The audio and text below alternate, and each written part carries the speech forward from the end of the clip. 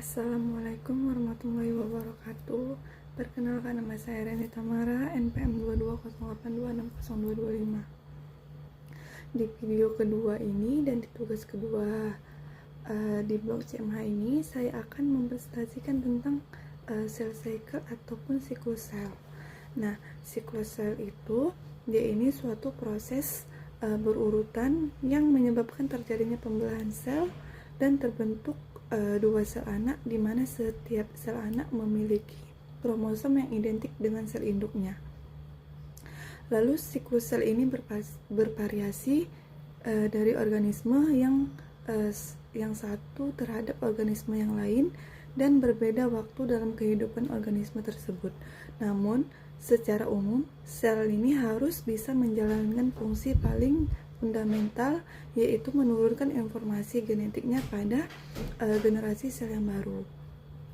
Nah, untuk menghasilkan sel anak yang identik secara genetik, dia itu ada dua. Yang pertama itu DNA pada setiap kromosom harus secara utuh direplikasi untuk menghasilkan dua salinan yang lengkap. Dan untuk yang kedua itu, dia ini kromosom yang direplikasi tersebut kemudian harus secara akurat didistribusikan pada kedua sel anak, sehingga setiap sel anak menerima salinan dari keseluruhan genomnya.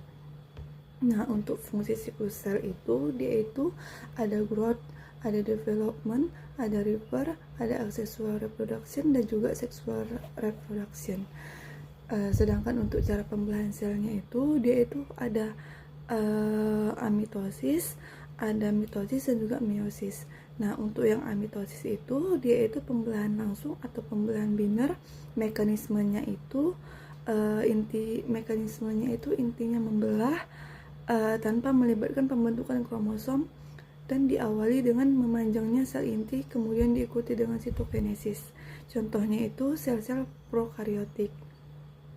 Sedangkan untuk yang mitosis itu, dia itu pembelahan pada sel somatik yang menghasilkan sel anakan yang sama dengan sel induk. Sedangkan untuk meiosis itu, dia itu pembelahan reduksi yang memisahkan kromosom yang homolog.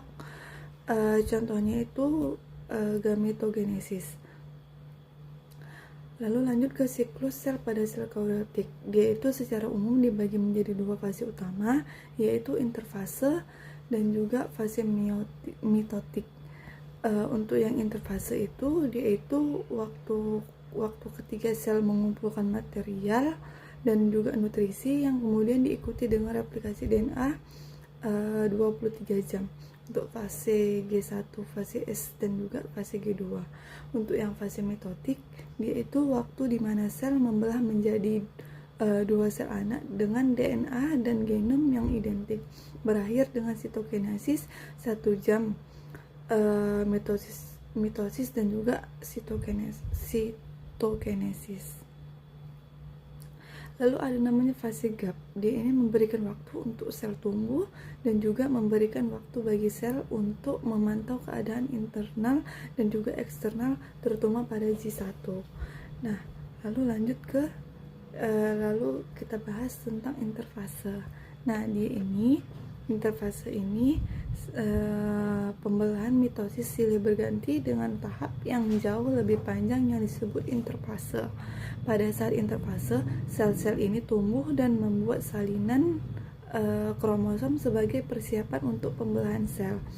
Terdiri dari 3 subfase, yaitu fase G1 atau tumbuh, dia ini 5-6 jam. Lalu fase S atau sintesis, dia ini sel tumbuh sambil menjalin kromosom, dia ini 10-12 jam. Terus yang terakhir ada fase G2 atau G2, dia ini tumbuh sambil mempersiapkan untuk pembelahan sel. Nah, untuk proses dari interfase ini, dia itu selaput nukleus membatasi nukleus atau menebal. Nukleusnya ini mengandung satu atau lebih nukleus.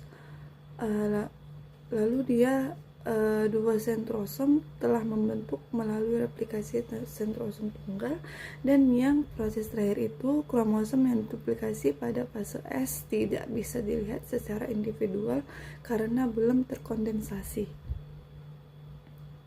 Untuk pemicu sel memasuki siklus sel itu, dia itu gaya mekanis, misalnya peregangan otot polos, lalu cedera jaringan atau iskemik, dan yang terakhir itu ada kematian sel atau dead cell. Lalu ada namanya sistem kontrol molekular. Nah, untuk sistem kontrol molekuler ini, dia itu waktu dan laju pertumbuhan sel di bagian tubuh yang berbeda pada hewan maupun tumbuhan bersifat krusial. Untuk frekuensi pembelahan sel ini bervariasi menurut tipe selnya. Sel kulit manusia lebih sering membelah, sel hati membelah jika dalam kondisi mendesak. Lalu sel saraf orang dewasa tidak melakukan pembelahan. Lalu yang terakhir ada namanya checkpoint, yang mana dia itu titik kontrol saat sinyal berhenti dan sinyal maju atau meregulasi siklus. Lalu ada namanya